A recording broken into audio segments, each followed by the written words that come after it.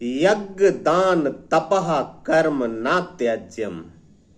यह श्रीमद् भगवत गीता के 18वें अध्याय का 5वां श्लोक का है वचन कि यज्ञ दान और तप यह त्यागने योग्य नहीं है, ऐसा भगवान श्री कृष्ण ने कहा है।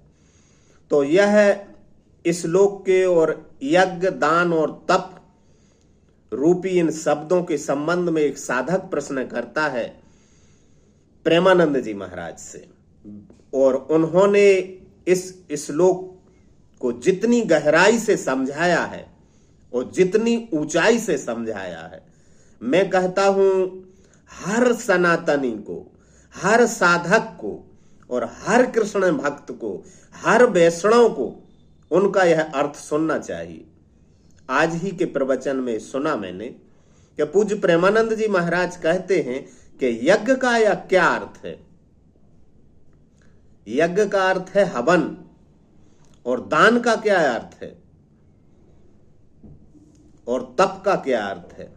तो इन 3 शब्दों को, यज्ञ दान और तप को भगवान श्री कृष्ण समझाते हैं।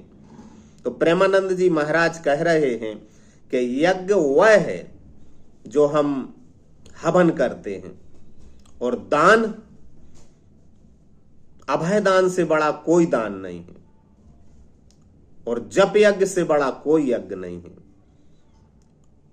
ये 2 बातें तो समझ में आ जाती हैं, सरलता से समझ में आ जाती हैं कि जप यज्ञ यानी राधा राधा राधा राधा, या कृष्ण कृष्ण, या राम राम, या जो भी आपका मंत्र है आप जाप करते हैं, तो जप यज्ञ यज्ञों में श्रेष्ठ है, तो जप यज्ञ का त्याग नहीं करना चाहिए।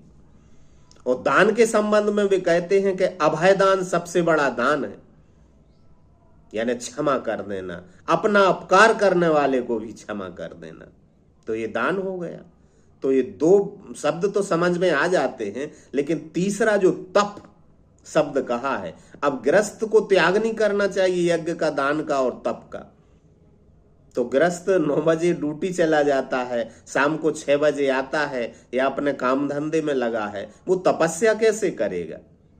तो प्रेमानंद जी महाराज समझाते हैं कि जब हमारी इंद्रियां सांसारिक भोगों में बहने लगती हैं और हम उनका प्रतिक्रमण करते हैं, तब हमारे अंतःकरण में, मन में और हमारी आत्मा में एक ताप उत्पन्न होता है, एक गिलानी उत्पन्न होती। इंद्रियों को रोकने से जो तपस आती है हमारे अंतःकरण में, हमारे मन में, उसको सहन करने का नाम तप है। इतना सुंदर अर्थ आज तक किसी ने नहीं समझाया। ये तो हर गृहस्थ की, हर वैष्णव की और हर भक्त की और हर सनातनी की समस्या ही हल हो जाती है। तप के नए अर्थ, तप रूपी शब्द में अर्थों की नई कलमें लगा दी प्रेमानंद जी महाराज ने, नए आयाम खोल दिए, नए मार्ग खोल दिए, बड़े सुखद और फूलों से भरे हुए मार्ग। तप का ऐसा अर्थ बहुत जचा मुझे। अब गृहस्थ व्यक्ति कोई तपस्या करने जाएगा जंगल में, पद्मासन लगाकर बैठ सकता क्या? पत्नी है, बच्चे हैं। लेकिन तप का अर्थ श्री कृष्ण के ओंठों पर जो अर्थ होगा, वही प्रेमानंद जी ने शब्दों में वर्णित कर दिया। तप का अर्थ श्री कृष्ण के अधरों पर तो यही होगा ना,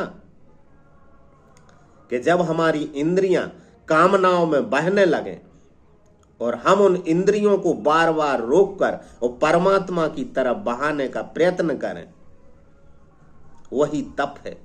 क्योंकि जब इंद्रियों को विषयों की ओर जाने से रोका जाता है, तो हमारे अंतःकरण में और हमारे मनस में जो गर्मी, जो तप्तता का आविर्भाव होता है, उसको सहन करने का नाम तप है।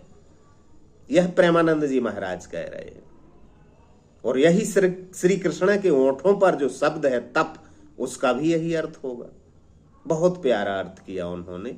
साधुवाद है, प्रणाम है, नमन है मेरे उनको। और दान का तो अर्थ समझ गए आप, यज्ञ का अर्थ समझ गए आप। यज्ञ से क्या अर्थ है भगवान श्री कृष्ण का?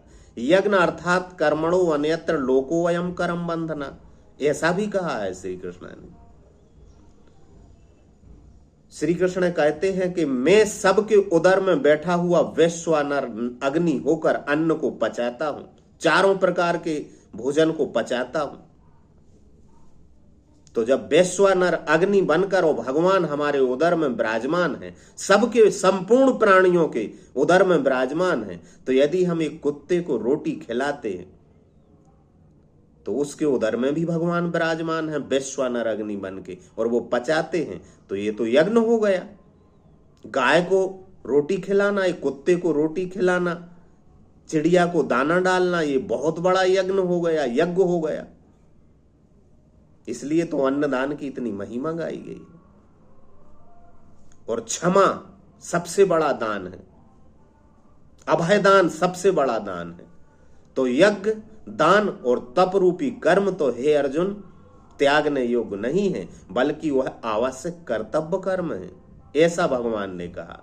तो कैसा लगा प्रेमानंद जी महाराज का अर्थ कमेंट करके बताना, और इस पर चलने की कोशिश करना। यदि एक कदम भी चल सके तो दूसरा कदम परमात्मा तुम्हारी तरफ बढ़ा देता है। राधे राधे।